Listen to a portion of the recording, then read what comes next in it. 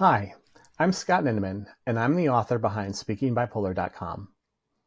This is the Week 1 video for the Speaking Bipolar's year-end series. These videos will help you close your year in the best way possible. To download your free workbook to use with these videos, go to SpeakingBipolar.com/review. Let's dive in. When I first started cooking, it was a disaster. My mom told me to make spaghetti, which should be one of the easiest dinners to make. I was barely tall enough to reach the cooking pans, but I was so excited. I couldn't wait. Over the years, I'd watched my mom make supper hundreds of times. I knew I was ready. My parents were always good about letting us learn our way. I was an independent kid, so I didn't want a micromanager. I knew what needed to be done and felt confident in my ability. When my mom cooked, she tossed in spices, never measuring them. She knew how much looked right. I thought I could do the same.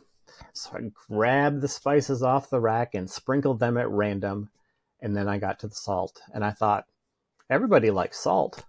So I dumped in twice as much as the other spices.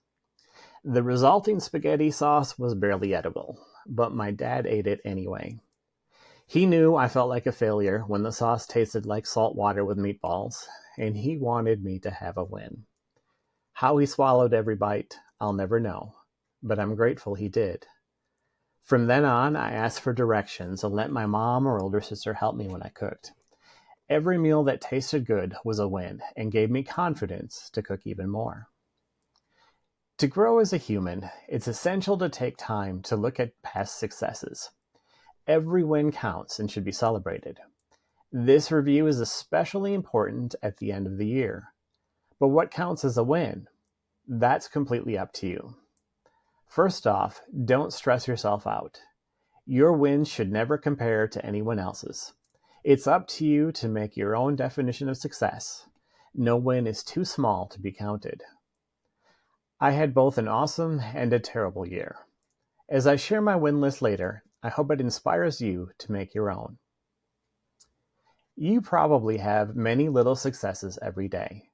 Take a moment and honor every single one. Every time you take your medicine, eat a healthy meal, or go to bed when you'd rather stay up binge watching Grey's Anatomy, that's a win. And every win has power. Every success gives you a boost to keep trying. For this week, I want you to think about your wins from this past year. Here are a few prompts to get you started.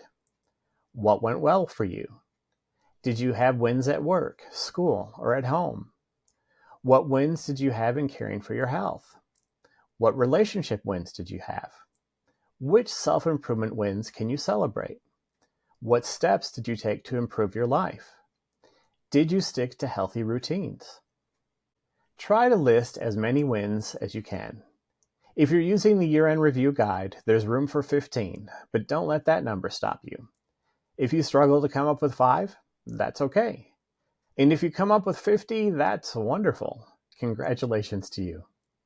Remember, this is only about you. It doesn't matter how many wins I have or anyone else. These are your wins. I had some huge wins this year, including publishing my first book. I can't tell you how happy I am to hold this in my hands. There were also many successes that people might consider unimportant. I'm still alive as I write this, nearing the end of 2024. That's pretty spectacular, especially knowing what darkness lives in my head. I also took my medication consistently all year and maintained my stability even through the grief of losing my dad in May. My heart is full for another win. I've fulfilled a promise I made to my dad. The thought of going to a nursing home terrified him, so years ago I promised I would do whatever I could to keep him at home. Those last months of his life were brutal, and there were days I told God I couldn't go on, but I'm so glad I did. In the end, my dad died at home, with my mom and me by his side. Even through our tears, I felt the joy of knowing that I'd given him what I had promised. I'm also celebrating the writing I did this year. In 2024, I earned more money from writing than ever. It's nowhere near close to enough to live off of, but it's enough to keep me motivated to write more. One of my biggest goals for 2024 was to lose weight. I didn't meet my weight loss goal, but I'm still counting my health as a win. I started exercising consistently, and the stretches I'm doing are improving both my physical and mental health. I've also made a switch in the type of snacks I eat. Rather than bags full of potato chips and cookies, I now eat mostly plant-based foods. For dessert, because who can live without dessert? I try to eat fruit, though I won't lie. There's a carrot cake in my refrigerator right now, and I know I'm going to eat every bite of it. For my salty cravings, I've been turning to nuts like pistachios and cashews. I get both the crunch and taste that my body craves from a healthier source. Finally, I'm celebrating all of you as my win. This year, Speaking Bipolar set a new record for the number of subscribers. I am grateful for every one of you. You're the reason I spend 18 plus hours every week creating and publishing fresh content. Now it's your turn. As you go through this week, keep your wins in mind.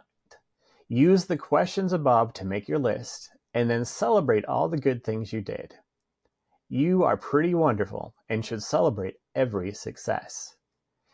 As you list your wins, think about what they taught you. How have they given you more confidence? What have they proved about the strength you have? Next week, we will continue in the year-end guide and focus on gratitude. Until next time, keep fighting.